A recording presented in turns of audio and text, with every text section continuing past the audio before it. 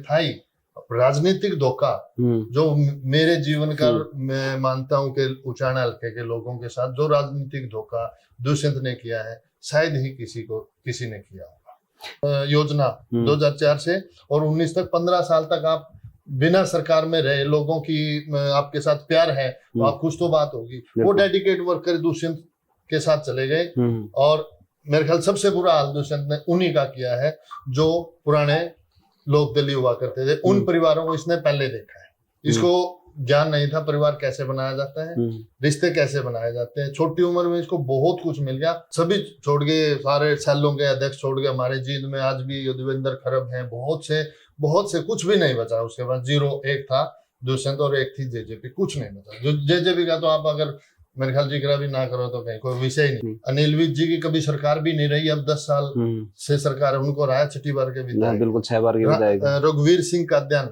6 बार के विधायक। यार ये 50 साल की राजनीति में छोटू राम के नाती होके इतना बड़ा नाम साथ में लेके और साथ में ये अपने शौकंद गोत्र का इतना बड़ा लाभ लेके और वो एक आप अपना हल्का नहीं पका सके।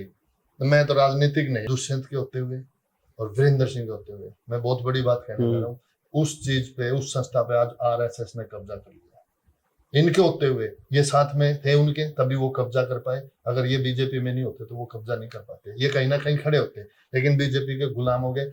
सोनिया तक को वीरेंद्र सिंह कुछ भी कह देते थे, बीजेपी में बोल के दिखाया इन्होंने कभी।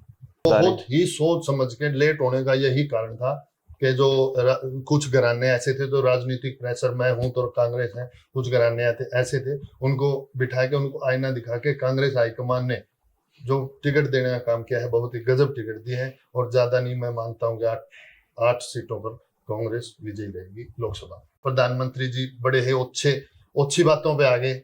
एक बात मंगलसूत्र की बात करने लगे। मंगलसूत्र आपको नहीं दिखा मणिपुर में औरतें नंगी घुमाई जा रही थी, हमारी महिला पहलवान देश का गौरव, उनको जूतों से पुलिस वाले रौंद रहे थे, उनकी सुरक्षा नहीं कर पाए। आप कौन से मंगलसूत्र की बात कर रहे हैं? बेरोजगारी चरम पर है, नशे की खेप पकड़ी जा रही है और वो डिवाइड तो देश में ही हो रहा है ना, डिस्ट्रीब्यूशन तो उसका देश के अंदर ही हो रहा है कहाँ? नशा का कारोबार में विलुप्त है। अडानी के ये पार्टनर है, अडानी की पोर्ट पे नशे की खेपें पकड़ी गई है। तो वोट तो काउंट होंगे ना कि कांग्रेस के उचाना हल्के से कितने वोट हैं, तो उनका प्रॉफिट तो फिर वीरेंद्र सिंह जी को भी लेना है तो सक्रिय होना पड़ेगा, सिंपल सी बात है। यानी कि वोट दिलाना फिर वीरेंद्र सिंह की मजबूरी है। अगर वोट ना दिलवा के कहीं और चले जावे हैं वोट, तो फिर इसका नुकसान चौधरी वीरेंद्र सिंह ने भुगतना पड़ेगा। को भी होगा। अजय सिंह के पास इनेलो में सारी पावर थी, अजय सिंह मोस्टली सिरसा ही रहते थे। पूरे हरियाणा में जो राजनीतिक प्रोग्राम थे उनमें अजय सिंह ज्यादा सक्रिय थे और राजनीतिक फैसले भी अजय सिंह ही ज्यादा लेते थे। अजय सिंह का कैडर था, जो अजय सिंह के साथ के जो दोस्त थे, उनके संघर्ष के साथी थे, जो जिसको शायद दुष्यंत सबको जानता भी नहीं था, उन्होंने भी पर्दे से पीछे दुष्यंत की नई पार्टी बनने के बाद बहुत मदद करी। खास हरियाणा देखने वाले भाई सारे दर्शकों ने सोनू वाले राम राम। आपने भी पता है कि चुनावी माहौल चल रहा है और बहुत ही जोर लागेगा बहुत सारी सीटां ऊपर। उचाना का एक शख्स जो आपने पहला भी कैमरा पर देखा था, मोर साहब हमारे पहला जेजेपी पार्टी में वो कर दे, उसके बाद में जी उतर गया और अपना कैमरा पर आए थे। लाखों लोगों ने वह वीडियो देखी और कुछ लोगों ने कहा होगा कि भाई इसका काम को नहीं बनया होगा, जहाँ तक ये पार्टी छोड़ कर जावा है, तरह तरह के आरोप लगे होंगे। आज फिर दोबारा कैमरा पे आए हैं, चैनल के साथ में रूबरू हुए हैं। सबसे पहले मोर साहब स्वागत है आपका। बहुत बहुत सोनू भाई, आपको और आपके दर्शकों को पवन मोर गुजराना की तरफ से राम राम, और भगवान से दुआ करते हैं आपका चैनल और आपके दर्शक और आप दिन रात तरक्की करो। मोर साहब, जब मेरा कैमरा पे आप आए थे, जब आपने पार्टी छोड़ी थी पहली बार, तो इबलक कोई पार्टी पुर्टी को नहीं पाई, कोई बंदा चजका नहीं पाया कि कुछ कतौनी जी नहीं करया?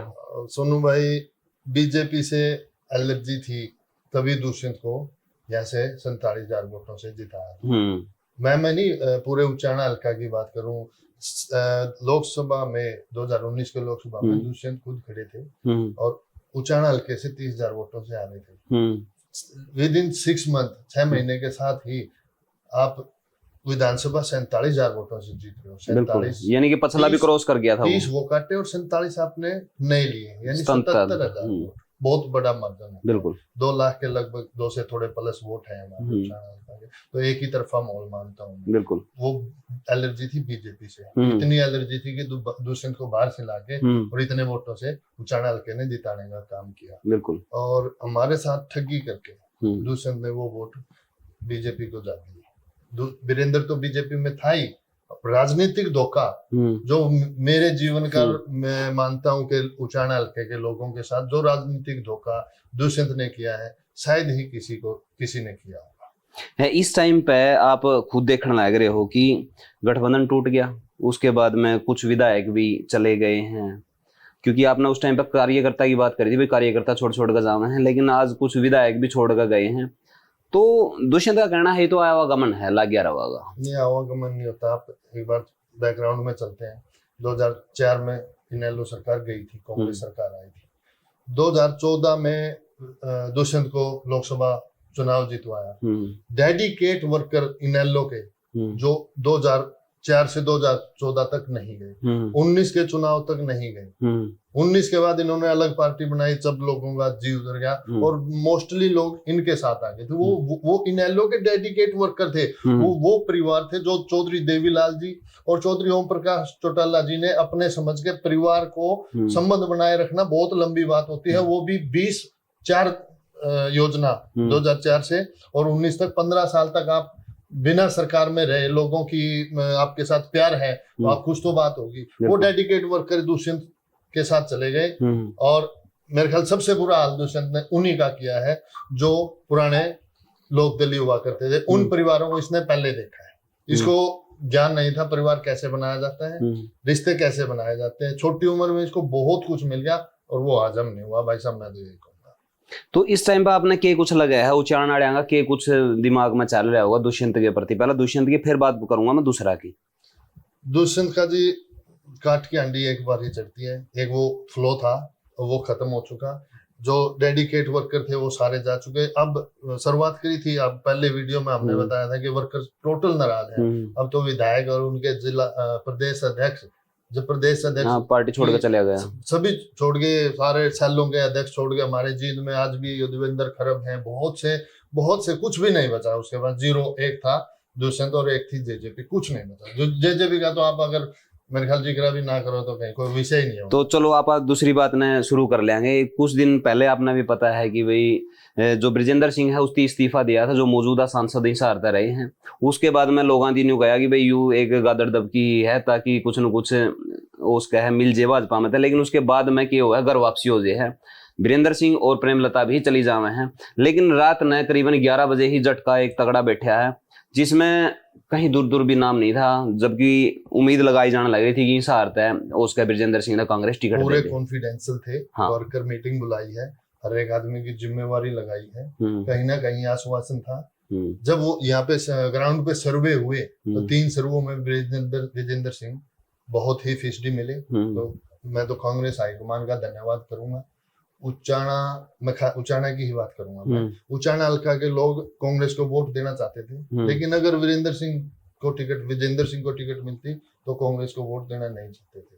10 साल बीजेपी में रह के, अच्छा मैं एक बार पीछे 50 साल की राजनीति में हर बार ये सरकार में मुख्य पद पर रहे हैं। 2004 की बात करूं तो 2004 से 9 तक वित्त मंत्रालय इनके पास रहा है। उचाना हल्का पुश्तैनी इनकी राजनीति में मानता हूँ। उचाना हल्का में आप इनके नाम से एक काम बता दो जो इन्होंने किया हो।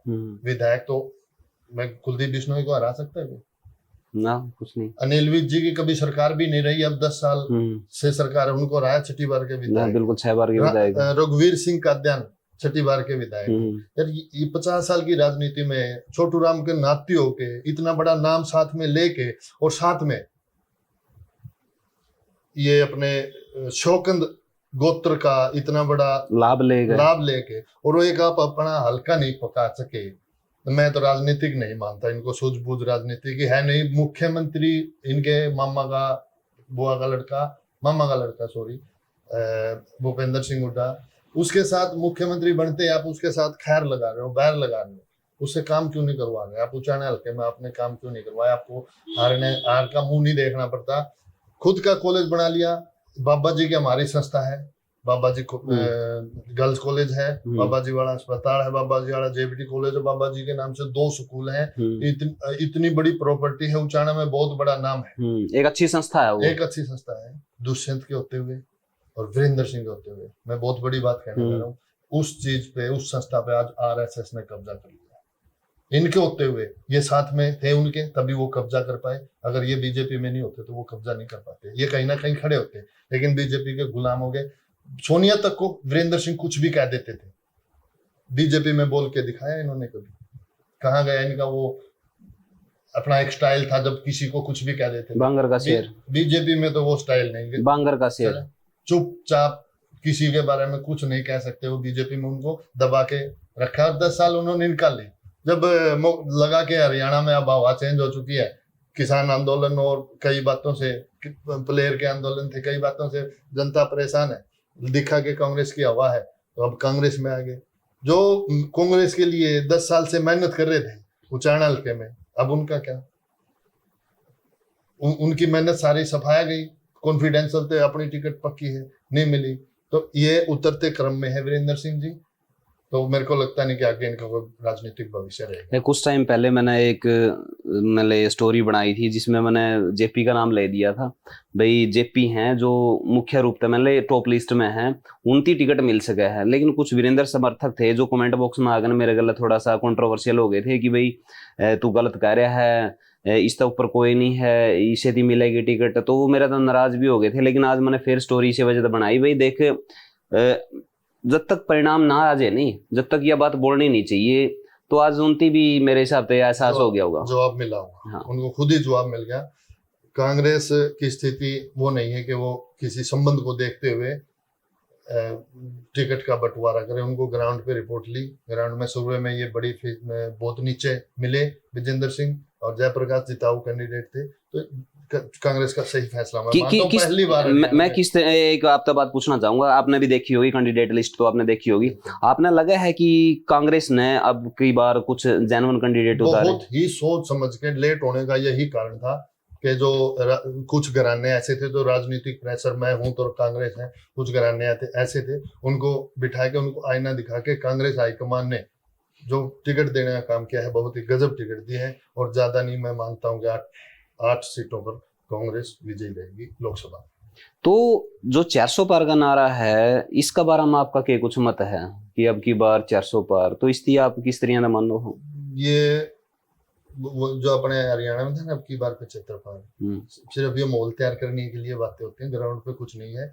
आप मध्य प्रदेश से लेके और इधर आ जाओ, हरियाणा की सारी इनके पास थी, दिल्ली की सारी इनके पास थी, 14 में से 9 पंजाब में इनके पास थी, उत्तराखंड की सारी इनके पास थी, हिमाचल प्रदेश की सारी इनके पास थी, राजस्थान में मोस्टली सीट इनके पास थी, यूपी में 63 सीट इनके पास थी, बिहार में मोस्टली इनके साथ थी। हर जगह से घट रहे हैं। जब कोई चीज टोटल आपके पास है, उसमें प्लस कहाँ से करोगे जब टोटल है ही आपके पास? अब इनमें से घट रहा है, आपको पता, हरियाणा में भी सीटें घट रही है, पंजाब में भी सीटें घट रही है, दिल्ली में भी सीटें घट रही, राजस्थान में भी घट रही, तो प्लस कहाँ से होगा? मैं मानता हूँ 150 तक सिमट जाएगी बीजेपी अब की बार। देश में बहुत माहौल खराब है, और शायद आपने सुना भी होगा, प्रधानमंत्री जी बड़े ही अच्छी बातों पे आ गए। एक बात, मंगलसूत्र की बात करने लगे। मंगलसूत्र आपको नहीं दिखा? मणिपुर में औरतें नंगी घुमाई जा रही थी, हमारी महिला पहलवान, देश का गौरव, उनको जूतों से पुलिस वाले रौंद रहे थे, उनकी सुरक्षा नहीं कर पाए। आप कौन से मंगलसूत्र की बात कर रहे हैं? बेरोजगारी चरम पर है, नशे की खेप पकड़ी जा रही है, और वो डिवाइड तो देश में ही हो रहा है ना, डिस्ट्रीब्यूशन तो उसका देश के अंदर ही हो रहा है कहाँ? नशा का कारोबार में विलुप्त है। अडानी के ये पार्टनर है, अडानी की पोर्ट पे नशे की खेपें पकड़ी गई है, उनका आज तक कोई रिकॉर्ड नहीं, कोई एफआईआर हुई, वो माल जब्त हुआ, कुछ नहीं। देश बहुत गलत हाथों में है। अगर अब की बार इनका सत्ता से बाहर जाना नहीं हुआ तो किम जोंग वाला यहाँ पे काम होगा। हिटलर शाही चल रही है, और हो जाएगी। आगे चुनाव भी होंगे। देश के मैसेज देना चाहूंगा मैं मेरे आपके दर्शकों को कि सोच समझ के चुनाव वोट करने का फैसला करें। अब की बार अगर देश को आजाद रखना है तो बीजेपी को देश से भगाना होगा। आप जब बात कर रहा उचाणे की, देखो जयप्रकाश ने टिकट मिली है, जयप्रकाश ने जब टिकट मिली है तो कहीं ना कहीं वीरेंद्र सिंह का भी सहारा तो लिया जाओगा कि भाई जो आपका पर्सनल वोट बैंक है, जो आपकी पकड़ है जितनी भी है, आप सहारा लाओ। तो आपने लगा है कि वो चीज वफादारी के साथ में करी जाएगी या उनकी मजबूरी है। अगर आगे विधानसभा चुनाव लड़ना है तो वोट तो काउंट होंगे ना कि कांग्रेस के उचाण हल्के से कितने वोट हैं, तो उनका प्रॉफिट तो फिर वीरेंद्र सिंह जी को भी लेना है तो सक्रिय होना पड़ेगा, सिंपल सी बात है। यानी कि वोट दिलाना फिर वीरेंद्र सिंह की मजबूरी है। अगर वोट ना दिलवा के कहीं और चले जावे हैं वोट, तो फिर इसका नुकसान चौधरी वीरेंद्र सिंह ने भुगतना पड़ेगा। वीरेंद्र सिंह को भी होगा, वीरेंद्र सिंह को। अब इसको दुष्यंत के बारे में बता दूं, हमारे वोट लेके बीजेपी में चले गए। अब उनके टोटल नेता उनको छोड़ के अलग अलग पार्टियों में, वर्कर भी अलग अलग पार्टियों में जा रहे हैं। वो रास्ता किसने दिखाया? इन्होंने दिखाया ना कि मैं आप एक बार लोगों के साथ धोखा करते बीजेपी में चलते हैं। रास्ता उन्होंने खोल दिया लोगों को, उन्होंने सिखाया कि ऐसे भी हो सकता है, आप मौके पे पार्टी भी बदल सकते हो, लोगों के वोट लेके दूसरे के पास भी जा सकते हो, बोले कोई विषय नहीं होता है। तो उसके नेता भी अब आज वही काम कर रहे हैं। नैना चौटाला, सुनैना चौटाला, रणजीत चौटाला, सारा चौटाला परिवार एक ही जगह पे है, तो आपने लगा ही एक दूसरे की मदद के लिए आए हैं या पर्सनल मदद के लिए आए हैं? किस तरह का सिनेरियो आपने देखा है? बीजेपी के पास कैंडिडेट और भी थे, जानबूझ के उतारा गया। मैं सुनैना जी के और अभय सिंह जी के बारे में कुछ नहीं कहूंगा, क्योंकि मैं किसान परिवार से हूँ और किसानों के लिए उन्होंने जो बलिदान दिया है और जो उनका जो इस अहम रोल रहा है, मैं उनकी तारीफ करता हूँ और उनकी कदर करता हूँ, उनका बड़ा रिगार्ड करता हूँ मैं अभय सिंह जी का। उनके बारे में मैं कोई टिप्पणी नहीं करना चाहूंगा। अपनी उनकी भी राजनीतिक पार्टी है, उनको भी हर जगह से चुनाव लड़ने का अधिकार है। कई कह देते हैं तो वोट कट्टू है, नहीं, उनकी पार्टी है, खुद का उनका कैडर है और वोट चुनाव लड़ने का हर एक को अधिकार है। वो अपने हिसाब से चुनाव लड़ने हैं। सुनैना का कुछ नहीं रहेगा, वो बस एक बार फ्लो था। एक राज की और बात बता दूं बिल्कुल आपको डीपली, अजय सिंह के पास इनेलो में सारी पावर थी। अभय सिंह मोस्टली सिरसा ही रहते थे। पूरे हरियाणा में जो राजनीतिक प्रोग्राम थे उनमें अजय सिंह ज्यादा सक्रिय थे और राजनीतिक फैसले भी अजय सिंह ही ज्यादा लेते थे। अजय सिंह का कैडर था, जो अजय सिंह के साथ के जो दोस्त थे, उनके संघर्ष के साथी थे, जो जिसको शायद दुष्यंत सबको जानता भी नहीं था, उन्होंने भी पर्दे से पीछे दुष्यंत की नई पार्टी बनने के बाद बहुत मदद करी। अब बाले जी आपसे पूछ रहा हूँ, अगर आपके फादर साहब का दोस्त आपको मिलेगा तो आप उनका रिगार्ड आपके फादर जितना ही करोगे ना? बिल्कुल, इज्जत तो करनी पड़ेगी। इन्होंने पहले उनको मारा जो अजय सिंह के साथी थे, उनको बाहर का रास्ता दिखाया। जो अजय सिंह के साथी थे, नीचे पैरों की तरफ हाथ करना इसको मुनासिब नहीं हुआ। अजय सिंह खुद घर बैठ गया, उसके साथियों से उसने हाथ जोड़ के ये कहा, भाई मैं टाइम पास कर रहा हूँ, मेरे को टाइम पास कर दो। आल इन आल दुष्यंत था, अजय सिंह के फोन से कोई काम भी नहीं होता था। बड़े जो बंदा अपने दादा का नहीं हुआ, छोड़ दो उसको भी, चाचा का नहीं हुआ, नहीं होते, देखते हैं हम समाज में नहीं होते, कम से कम अपने पिताजी का तो हो सकता है। वो अजय सिंह के भी नहीं हुए। दुष्यंत चौटाला उस श्रेणी के आदमी है। बहुत बुरा दौर अजय सिंह ने इन 5 सालों में परिवार के साथ रहता, अपने भाई के साथ रहता, अपने पिताजी के साथ रहता, वो 100 मन का था।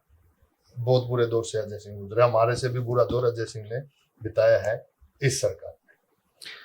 तो इंटरव्यू मेरे हिसाब से काफ़ी लंबा हो जाएगा, चर्चा भी काफ़ी है और अभी तो बहुत कुछ देखना है। बार बार बात होती रहेंगी, बतलाते रहेंगे, चर्चाएं होती रहेंगी और मेरे हिसाब से विश्लेषण होते रहेंगे, क्योंकि नई नई चीज़ें निकल कर सामने आएंगे, बहुत सारे चेंजेस आपने देखने मिलेंगे।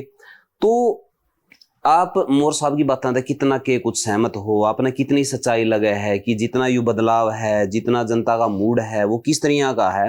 नीचे कमेंट बॉक्स में आप जरूर बताइयो और वीडियो ने शेयर जरूर कर दियो। मिला हाँ किसी नेक्स्ट वीडियो में, तब तक के लिए जय हिंद, वंदे मातरम, जय जवान जय किसान।